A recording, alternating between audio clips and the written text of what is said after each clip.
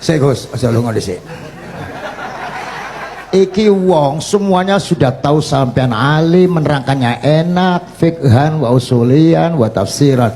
Cuma mereka yang tanya itu, biyen belajar piye kok iso alim kaya ngono, ya kan? Nah, terangkan Gus, terangkan. Mati.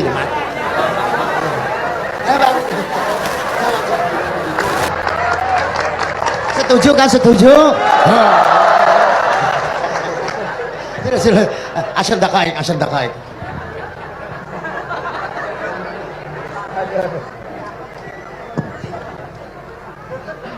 Andai kan pertanyaan itu ke Mbah Mun, mungkin jawabnya gurune sopo.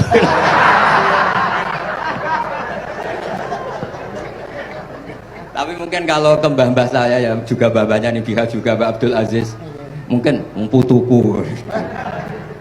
Tapi kalau saya ingin cerita tentang saya paling ya, aku sergep. Yang jelas tuh dari kafat dua yuti apa? Mayas. Tapi gini, kalau ini menghormati bahasa saya ini, kalau ijazah begini, dulu Mbak Mun tuh sering cerita juga bahasa. Kena kepengen ngalim, ku sinau sedurunge ngaji.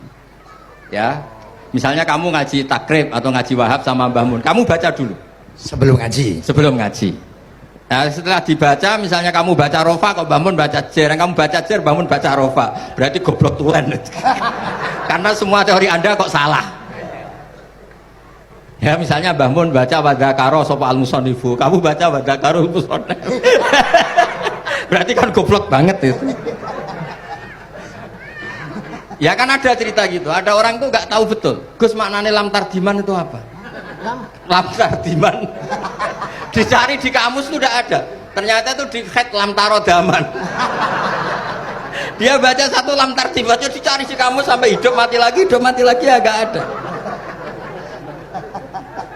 Nah, jadi kamu baca dulu, misalnya di bab head lam taro naringali sopo mar'ah daman ing geteh.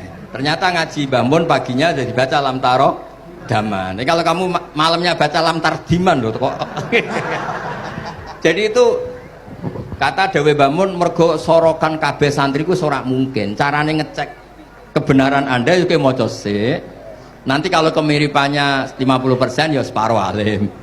Kalau 70% ya serondo alim. Tapi nanti kalau kemiripannya sampai 100% dan berkali-kali, berarti kan sudah luar biasa. Jadi yang ngaji sama Ki Mustafa, Ki Niam, saya mohon santri-santri itu belajar dulu, biar bisa ngecek nanti guru saya baca kayak apa. Waduh salah ya Gus. Kenapa lah? Waduh salah. Karena kiai itu kalau salah ya mau ngalah. Ini ceritanya Mbah Mun betul. Ada kiai nggak tahu apa kakean mergawe, kakean politik nggak tahu. Wal babi lan walang. Terus ada santri, kulo gak ada makna kok lawang. Ya walang sing lawang tuh. Mau ngalah. Terus watini lan wit alu. Gurune maca alu.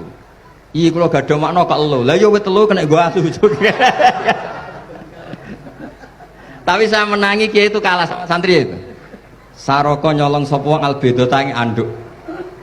Terus gurunya kaget. Cung kok anduk, cung. Bareng didelok ndok.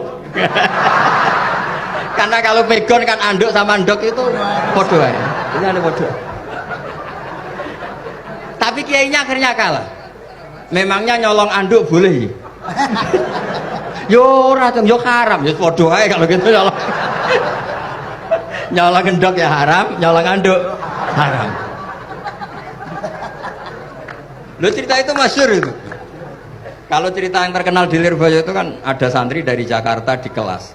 Gurunya bilang Ja'a Zaidun, Zaid datang. Waro'a itu Zaidan, saya melihat. Si murid ini itu melihat pintu terus.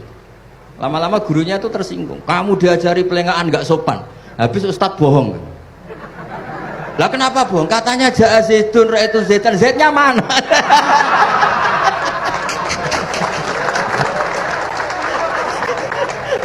Dia gak ngerti. Zaid datang, saya melihat.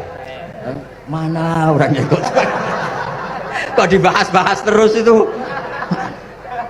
Ya, jadi yang serius tadi, kalau sampean ingin nguji kualitas Anda, Makanya saya dulu itu pede baca kitab di depan Mbah Mun karena ya ngecek. Dan dulu itu Gus Zofur, Gus Kamil sebelum ngaji ya itu mesti sinau sama saya.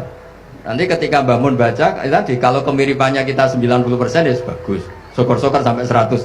Dan itu terulang sampai Wahab Hatam, Jamul Jami' Hatam. Sehingga kita tahu.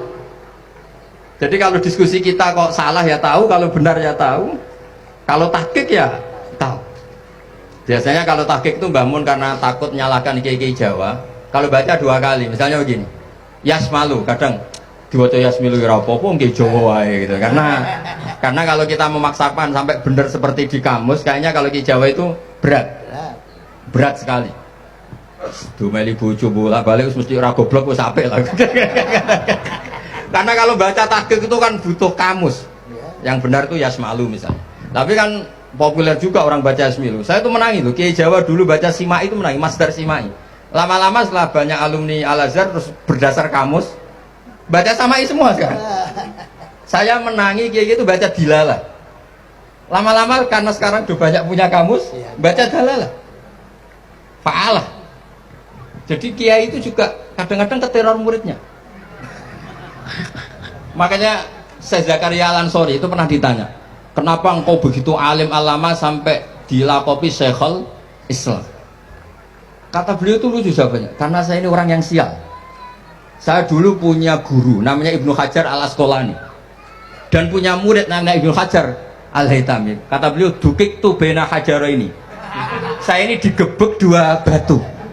Kalau mau ngaji takut saya minta ampun karena disuruh baca sama Ibnu Hajar Al-Asqalani. Kalau mau ngajar takutnya saya bukan main karena Ibnu Hajar Al-Haytami itu cerdasnya bukan main. Jadi kalau saya salah itu konangan. Akhirnya dia jadi orang sial tadi. Mau ngaji ya belajar, mau ngajar ya belajar. Makanya meskipun ini pernah sepuh saya tidak berani ngaji beliau. Wah mesti meriang saya kalau ngaji. Jadi yang terkenal alim-alim mohon ngajinya dikurangi ya, karena ini kasihan gurunya. Kasihan gurunya. Nggih, Bon cekap. Bon, itu catat ya. Sebelum ngaji baca dulu. Satu lagi, Gus. Sampean ketoke kayak desa kok kuliah. Kamu tuh kuliah? Oh, nggih nggih. Pun dari belajar dari mana sampai kemana Gus jenengan? Dari Mondok sampai ke Jogja sampai Putih. Monggo.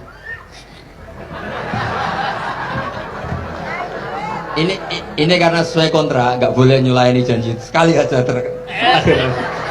Sekali tak tekno Gus. Jadi sebetulnya kalau di ilmu, saya kan sering ketemu ahli geologi, ahli sosiologi. Sebetulnya di ilmu kita, saya kan lama di Jogja dan itu yang saya pakai juga ilmu zaman di pesantren. Misalnya sosiologi itu kan ada mukadimahnya Ibnu Khaldun. Itu kan teorinya luar biasa.